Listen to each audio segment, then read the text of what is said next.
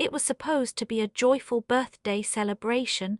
My whole family had gathered around the dining room table, and for once everyone was there.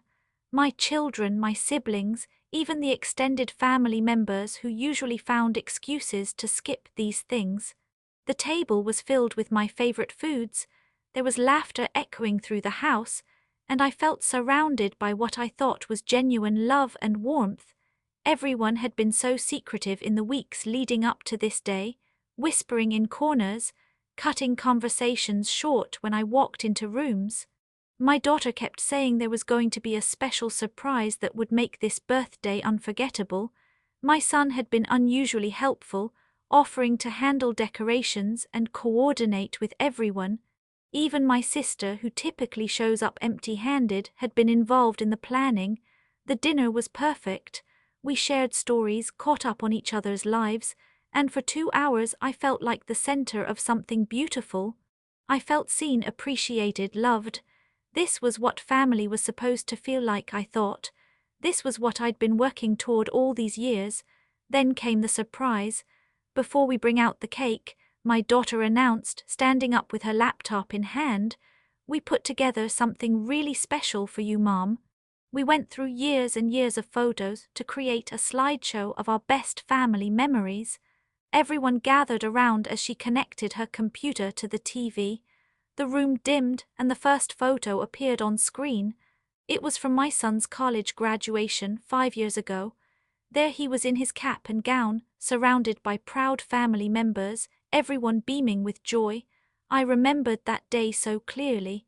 I had driven 8 hours to be there, taken time off work, spent a fortune on a hotel room just to watch him walk across that stage. But I wasn't in the photo. I realized I must have been the one taking it. The second photo was from my nephew's wedding 2 years ago. The whole family gathered on the church steps, dressed in their finest clothes, looking like something out of a magazine. Again, I wasn't there. I was behind the camera, making sure everyone looked perfect. Photo after photo appeared on screen. Christmas mornings, family vacations, birthday parties, holiday gatherings. Years and years of memories, spanning decades of our lives together. The soundtrack was some gentle piano music my daughter had chosen, and she was narrating each image with pure joy in her voice. "Oh, look at this one from the lake house last summer. We had such an amazing time. Remember this Christmas? That was the year Tommy got the bicycle he'd been wanting. This is from Mom's retirement party. Look how happy everyone looks." But as the slideshow continued, a cold realization began to creep up my spine. I wasn't in any of these photos, not one, 20, 30, 50 photos of family memories, and I was completely absent from every single one. The people I had thought knew and loved me had somehow managed to erase me from my own life story. I sat perfectly still, my face arranged in what I hoped looked like pleasant attention. Inside, though, something was shifting. Something was breaking apart and reforming into something harder, colder, more calculating. I felt like I was watching my own funeral, seeing how easily the world continued without me in it. The slideshow kept going. Vacation photos from trips I had planned and paid for, but apparently hadn't been important enough to appear in. Holiday meals I had cooked for hours, captured in images where I was invisible. Birthday parties I had organized, decorated for, cleaned up after, but somehow hadn't earned a place in the frame. My family was completely absorbed in the show, pointing and laughing and sharing memories of all these wonderful times we'd had together. Except they weren't times we'd had together.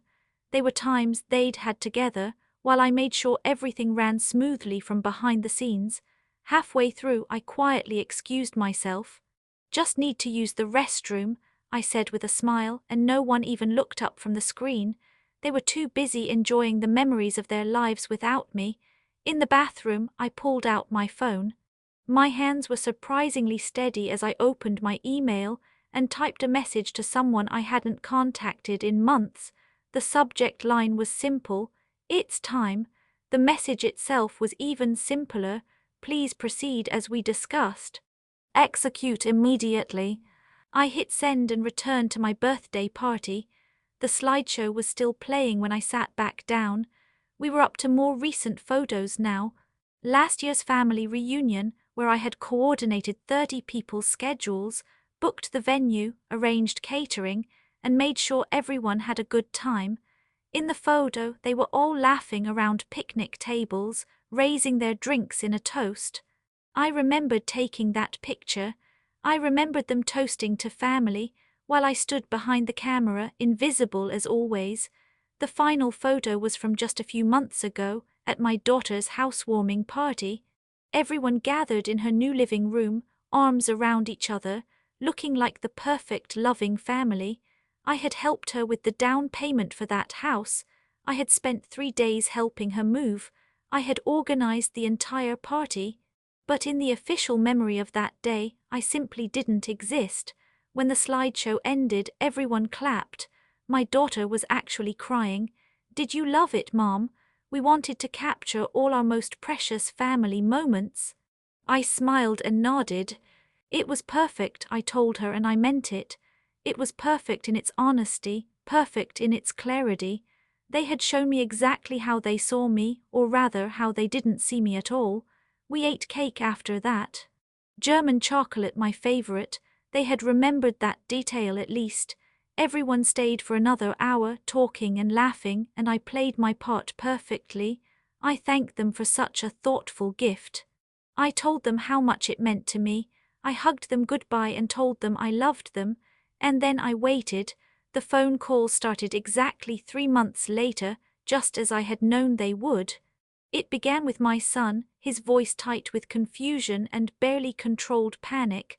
"Mom, something weird is happening. I got a letter from a law firm today. They're saying something about Dad's will, about some kind of challenge or contest. I don't understand what it means, but they want to meet with all of us next week." My daughter called an hour later, her voice shaking. "Mom, did you know there was another will? The lawyers are saying Dad left everything differently than we thought. They're saying there might have been some kind of mistake with the first one." My sister called that evening, no longer speaking to me with the casual dismissiveness she'd used for years. Now her voice was careful, almost respectful. "I think we need to talk," she said. "The lawyers want to see all of Dad's children, and apparently there are some complications with the estate. You see, what none of them knew was that our father had actually written 2 wills. The first one, which they had been operating under for the past 2 years since his death, left his considerable estate divided equally among all his children.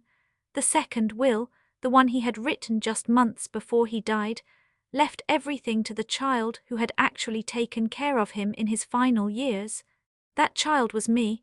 I had been the one visiting him every week when he got sick. I had been the one taking him to doctor's appointments, managing his medications, making sure he wasn't lonely or afraid. I had been the one holding his hand when he died, while the rest of the family was too busy with their own lives to say goodbye. The second will had been hidden away with his attorney, along with explicit instructions that it should only be revealed if certain conditions were met. Those conditions had everything to do with how his family treated each other after his death, and whether they remembered the people who had actually mattered to him. The email I sent from my bathroom during my birthday party wasn't to a lawyer. It was to Dad's oldest friend, the executor of his true final wishes. It was a simple signal that the test period was over, and it was time for the truth to come out. My father had been a shrewd man. He had watched his family for years, noting who called, who visited, who remembered birthdays and holidays, and took care of the people who needed taking care of. He had seen the same pattern I lived every day. Some people make life happen, and other people just live the life that's made for them. The slideshow had been the final proof he had been waiting for, even from beyond the grave. In his letter to the executor, he had written very specific instructions. If his family ever showed that they had completely forgotten one of their own, if they ever demonstrated that they valued some people and erased others, then his real will should be revealed. A slideshow with 200 family photos and not one image of the daughter who had cared for him until his last breath. That was exactly the kind of proof he'd been talking about. The legal meeting happened the following week. The entire family gathered in the lawyer's office, and I watched their faces as the truth was read aloud. The house, the investments, the life insurance, the savings accounts they had been treating as their inheritance for 2 years, it all belonged to me. Every penny, the original will had been a test, a way to see how they would treat each other, and especially how they would treat me when they thought the power dynamics were equal. They had failed that test spectacularly. My daughter tried to argue that there had been some mistake, that Dad would never have cut them out completely. The lawyer calmly explained that he hadn't cut them out. He had simply left his money to the child who had acted like his family when it mattered. My son accused me of manipulating an old man, of taking advantage of Dad's illness to influence his decisions. The lawyer presented a letter Dad had written in his own handwriting, explaining exactly why he had made this choice and when. My sister demanded to know why I had never told them about the second will. I looked at her calmly and said, "The same reason you never put me in a single family photo. I was invisible to you, so my inheritance was invisible to you too." The meeting ended with them storming out, threatening to contest the will, demanding their fair share of an inheritance they had never earned. But Dad's lawyer had been thorough. The will was ironclad, the test had been fair, the results spoke for themselves. That night I sat in Dad's house, my house now, and looked through those same photos my family had used in their slideshow. But I also looked through the other photos, the ones they hadn't included, the pictures Dad had taken of me reading to him when his eyes got too tired, photos of us working in his garden together, images of me helping him with his physical therapy, making sure he took his medications, bringing him groceries when he couldn't drive anymore. In Dad's version of our family story, I wasn't invisible at all. I was the main character. My family spent the next few months trying everything they could think of to change the outcome. They hired lawyers, they pleaded, they tried to guilt me into sharing what Dad had left me. They suddenly remembered that I was their sister, their daughter, their family member who mattered. But it was too late. The storm that had been brewing inside me during that birthday slideshow had finally broken, and the landscape would never look the same. You see, I didn't make a scene that night because I didn't need to. I had learned something my family never understood. The most powerful people in any situation are often the ones who stay quiet and pay attention. They're the ones who remember everything, who notice patterns, who understand that actions have consequences even when those consequences take years to arrive. My family had spent decades showing me exactly how much I mattered to them. At my birthday party, they